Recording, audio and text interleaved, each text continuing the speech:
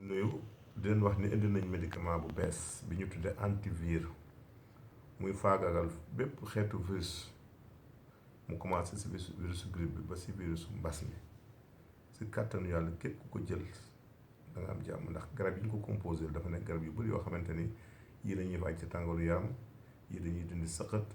yii dañuy weral ay gaañu muy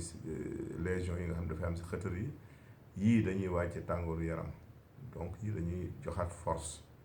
kon loolu lañ composé moom mooy antivir di mën nga ko jël pour fegu comme mën nga ko jël bu leen mbas mi dalee. Nous venons vous présenter le nouveau médicament antivir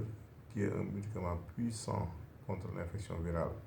que ce soit l'infection de la grippe ou du coronavirus. Vous pouvez l'utiliser en prévention comme en mode curatif. C'est un médicament efficace, capable d'abaisser, de lutter contre ces symptômes tels que la fièvre, tels que les courbatures, tels que la toux,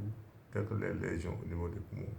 tels que le mucus aussi qui s'accumule au niveau des poumons. C'est un médicament qui est recommandé pour la prévention et pour soigner toutes ces infections virales. Merci.